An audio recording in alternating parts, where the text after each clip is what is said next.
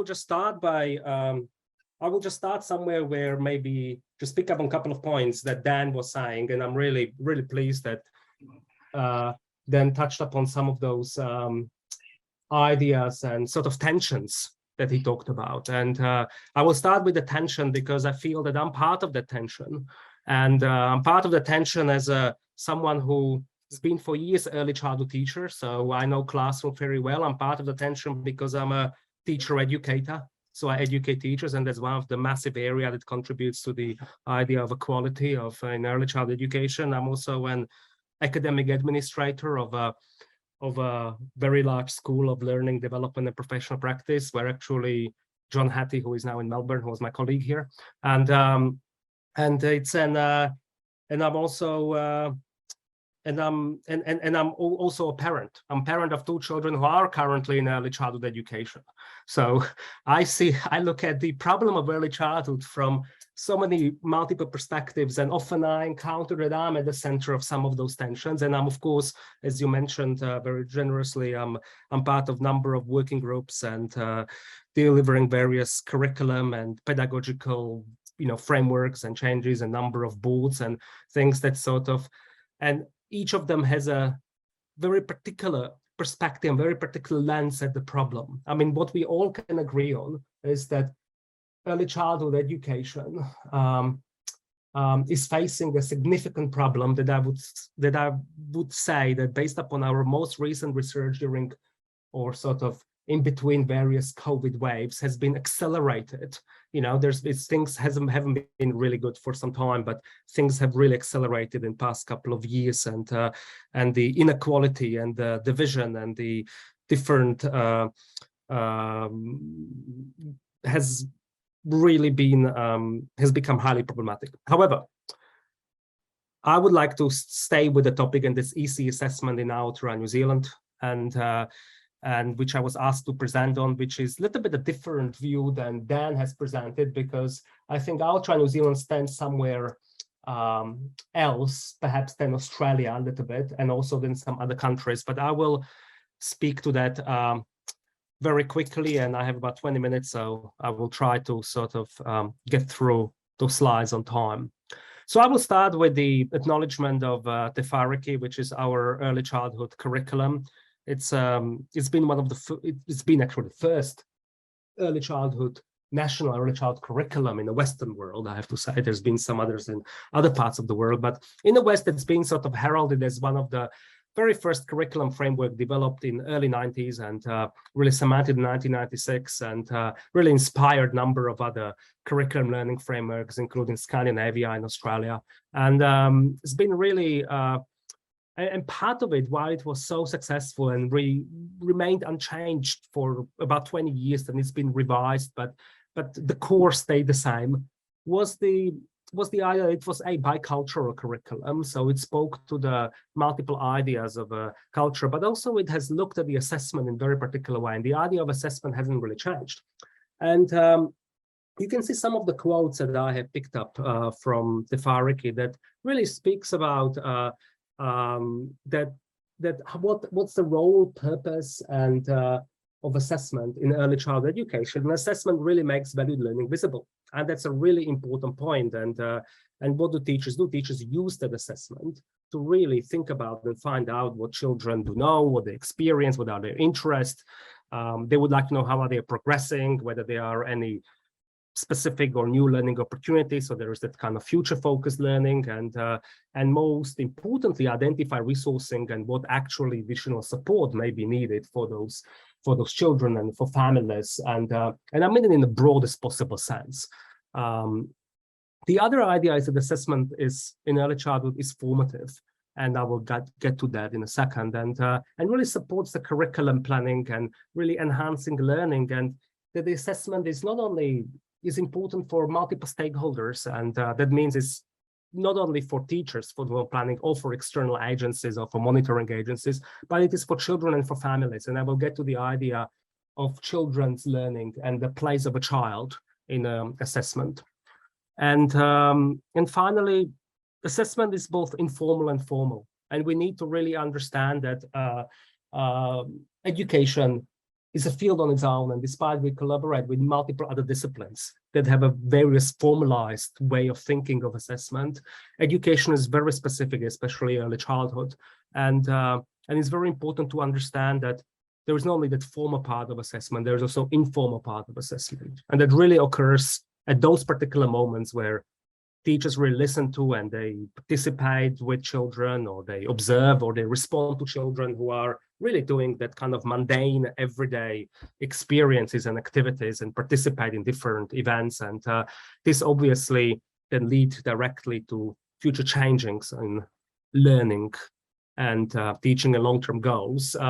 Part of the, I have to also say that all the images here in part of this presentation are images of my children. So as they experience learning, that's part of the great thing of being researcher, teacher, educator, parent, and I also have to say I ask for their consent, and I ask for consent of my partner that I can use them. So the key questions that I'm really interested in this presentation, I don't know what's happening. Can you see my screen? Right. Is whose learning is really valued? That's a really important question. How do teachers access what children know and can do? How do we know that children make progress, and in what?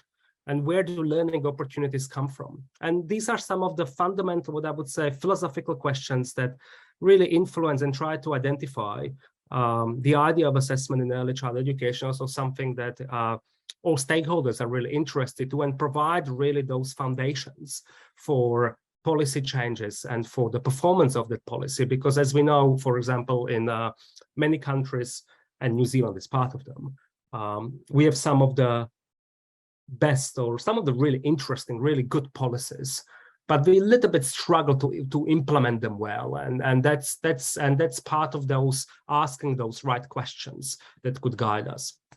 I mentioned before that formal and informal and formative assessment, and I think it's really important to understand that in early childhood education we can encounter sort of more or less, you could sort of gather it into three types of assessment: assessment for learning, assessment of learning, and assessment for teaching. And all three of them are really important. But the question is really how to integrate them together, how to make sense of all of them, how to recognize, and for teaching workforce to be really confident and feel competent about knowing when to use what. I mean, when to use that kind of formative process of gathering information about learning to inform other learning, and when to sort of take that summative account of the child's skills and knowledge and attitudes, because that's equally important than that. So, and when do we sort of assess to inform our own as a pedagogical, as a teachers, how do we inform that assessment our own teaching? And that's something that's really, really important, because that's part of the taking further action and making sure that we really, as a teachers, reflect upon our future. And part of it is that early childhood education, I'm not afraid to say it, as a teacher and as a teacher educator, has been a Cinderella of education, and has really been one of those areas that then I think, and I absolutely agree with him, that recently there's been quite a lot of thinking about investment into early childhood education, but it's been merely seen as an economical return on investment. We should invest into early childhood education because we know that by then, But I think it's more than that. It's more than just economical investment into a child. It is about high quality experiences of and high quality early childhood education that has a long-term benefit, not only in the future, but right now. And I think the tension between we're doing something for the future and we're doing something for right now is really important. And I could now spend 1 hour giving a lecture on difference between what it means to do something right now and do something in the future, and how to persuade a child that it's really important to, for example, have those lessons now, because in the future it's going to be very useful when the child wants to go out and play, for example, with their friends. And you can see that kind of tension, and where is the child in the tension. But I think that what really helps us to think about it is that if early childhood is really Cinderella of education, and if it's been really under-resourced for a significant amount of time, and it's been not taking that seriously, both with respect to also government's view of what kind of qualifications teachers should have, or what kind of resourcing should come, or what kind of subsidies should come to families in order to support participation, which, by the way, in New Zealand, we have mastered participation. I mean, 96, 97% of 4-year-olds are in childcare. It doesn't mean that we actually have all high quality early childhood centers where they are enrolled. So I would say participation, just one of the goals, just one of the piece of the puzzle. But keeping it complex is really important, because if we assess too simple, that will not in any way do justice to the complexity of that curriculum framework that I just described, which doesn't really separate any kind of domains, but really look at the holistic philosophical development of a child, really doesn't consider the close connection between the children's learning and 3 R's, as we call them. That means reciprocal and responsive, and I would add respectful relationships between what we say people, places, and things, which is sort of that kind of mantra of our curriculum, that everything should be really localized in order to make sense for all stakeholders. And the idea that the outcome of the assessment is actually sense of forming an identity of a competent and confident learner, which sort of comes to me, who is the assessment for and who benefits? Because one thing is to say that we collect data and we are able to make really important claims that would then influence the policy, politicians, boards, and so on. Or, for example, that we'll be able to provide information to parents about child's progress. Or, for example, we'll be able to inform our teaching. But there is something about assessment, if it's done right, that can actually influence and really impact upon a learner in early childhood education, and it can really create a sense of identity, sense of a competent and confident learner, which is one of the TEFARIC's, our curriculum's outcome. And that's something that some of the work that we've been doing a lot of research in this space. This is just to sort of show you how TEFARIC looks like, and it's very important because you can see that there are various strands and there are various principles, and you can see they are interwoven together. We call it TEFARIC in Maori language means a mat, so it's all woven together. And we believe that if all those principles and strands of well-being, holistic development, empowering, belonging, contribution, relationships, family and community, communication, if they are woven together and if they sit strongly, they create the assessment practices that are strong enough that they will carry every child and every family.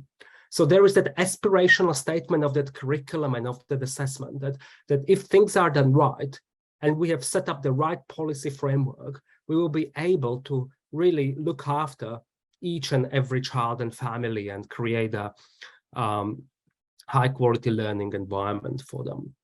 So what matters in our research, what we find out is that what really matters is planning, holistic view, engaging with families and with communities, I would add, different learning dispositions that are part of that, working theories that the children develop throughout the process, and early childhood centers philosophies, the way they are set up.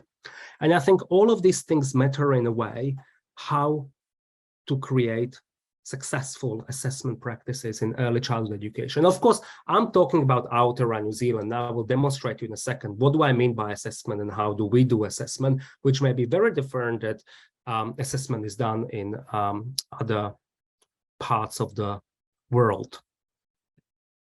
And before I do that, I would like to just very briefly say that it really matters how we engage children in assessment practices. There's a difference doing assessment on a child and doing assessment with a child. There's a massive difference in that one word, because children make their own judgments about their own achievements, and they do develop their own sense and what counts as good and what work for them as learners. And one of the idea of the TEFARIC and of early childhood education in New Zealand is to trust children to make particular choices. Is to trust children that there is particular self-regulation and there is a self-assessment and self-instruction about what we do and what we learn from that. And particularly making mistakes, as we all know at any level, is part of how we learn. And children decide what to record in their assessment portfolios, for example. What do they think is important in their learning and their assessment practices?